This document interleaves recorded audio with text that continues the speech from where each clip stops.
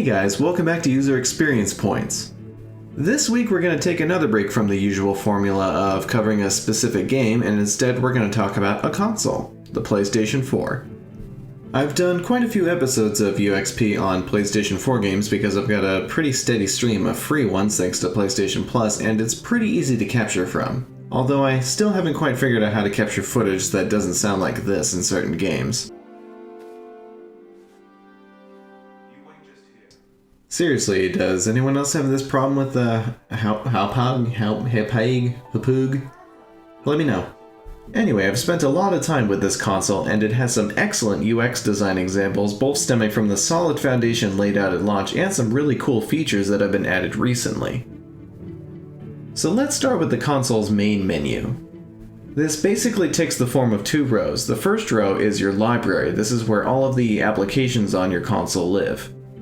This includes the store, a news feed, some extra applications like YouTube and stuff, and of course, all of your games. The second row is basically everything else, notifications, your profile, trophies, settings, that sort of thing. It's a very effective and elegant logical progression from the XMB or cross-media bar that was used on the PlayStation 3 and the PSP, which was only one row and scrolled quite a bit. So first of all, let's take a quick overall look at the top row. Now, as much as I'd like to drill into each of these sections and cover them individually, that's probably an entire episode by itself. And it would probably be a pretty boring one. None of these menus has anything particularly remarkable about it. They're not necessarily bad, they're just not interesting. What's cool about this part of the interface is the way its top-level interactions work. Selecting each of the sections gives you a quick snippet of information if it makes sense to do so. This is actually a really excellent example of restraint. See, most designers would instinctively try to think of a way for each section to have some sort of snippet to put up there just for the sake of consistency, but that doesn't always make sense. What would you even put up there for settings? Part of what makes a good UX designer is fighting that visual designer instinct to complete patterns and make everything fit together perfectly. Designing positive, logical interactions is top priority. Even now, the visual designer in me is fighting the urge to gush about the icons used in the theme that I currently have installed. Another excellent design choice is the way this row minimizes when you're on the second row, providing only relevant information that might need to direct you up to it.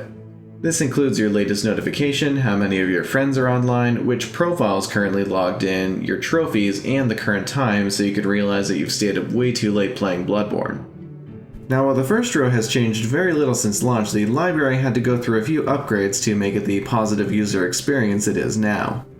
Originally, the library was pretty bare bones. It was just a long, scrolling row only organized by recent usage. This meant it could go pretty much forever depending on how many applications you had installed on the console. Thankfully, that is now limited to the last 15 applications you used and ends with a menu item that takes you to the rest of your library in a much more organized menu that you can even sort.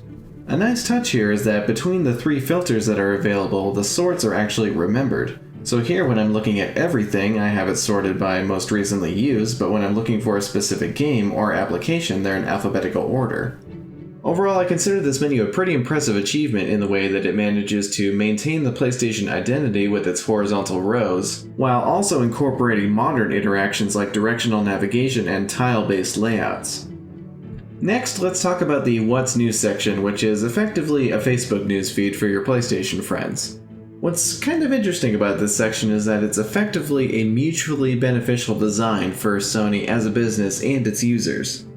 From the user perspective, you have this neat newsfeed so you can see what your PlayStation friends have been up to recently. Sony gets to promote software on its console in a way that is non-intrusive and relevant at point of use. This creates a much more organic experience for discovering new games. For example, if I didn't have Destiny already and I saw one of my friends was playing it and checked out their activity and then saw an awesome trailer for it, I would think, wow, maybe I should pick this game up. The pattern for opening the What's New menu is also very effectively reused when you browse games in the library, basically giving you a more focused version of the same experience tied to that specific game. Alright, we've been talking about good stuff. Let's talk about something bad for a bit. The PlayStation Store is kind of a mess. The organization changes constantly and is completely driven by promotions. Now this makes sense because you're in an environment that wants you to buy stuff. But unlike the cool stuff I just showed you in the What's New section, advertisements constantly get in your way.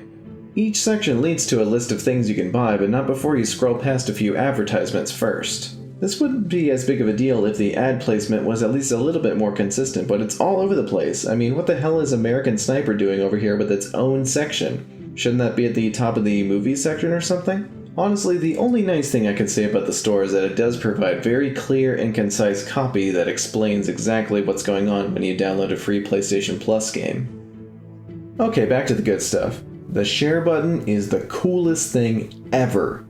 Thanks to this feature, I've captured dozens of silly, awesome, or just strange video game moments. And it's all thanks to how freaking easy it is. On the PlayStation 4, sharing is dedicated to an actual button. You hit it, make some edits to your video clip or image, upload it, and you're back in the game. This whole process usually takes less than 30 seconds thanks to a very slick editing interface, and the super cool motion-controlled predictive keyboard. I'm very impressed by two user-centric features that I discovered while capturing footage. The first allows you to customize the way the share button works in case you want to make screenshots easier. The second is a pop-up that triggered right when I started a game, informing me that my hard drive was too full to record any more footage. Such smart design choices come from designers who actually take the time to do user research. Somebody at Sony knew that users would be extremely frustrated if they tried to upload a gameplay clip of something amazing that could never be repeated happen, only to find out that the console hadn't been recording this whole time because the hard drive was full. Prompting users at this point allows them to close the game and go delete some stuff so that their hard drive has room if they intended to record some footage, or they can just ignore it if they didn't plan on recording anything. Seriously, if you work in a creative field and you have user researchers at your disposal, you'll be unstoppable if you put them to work. My team does it all the time and our designs are all the better for it. Okay, this is getting a bit long, but I just have to take some time to gush about the recent accessibility update. This is so important. Recently, several features were added to the PlayStation 4 to allow people with disabilities to better enjoy the console. This includes text-to-speech, a manual zoom, being able to invert the colors, larger, bolder text, high contrast, even the ability to remap every button on the controller. I mean, there's nothing really to analyze here. This is incredible. Accessibility is paramount to making a positive user experience that everyone can enjoy. And that's all I've got time for this week. As always, thank you so much for watching, and if you enjoyed this video, you should definitely subscribe if you haven't already because I upload a new episode of UXP every Friday. And I haven't said this in a while, but you should absolutely reach out to me if you have any feedback for the show, ideas for future episodes, anything like that. I love hearing from you guys. And with that, I'll see you all next week.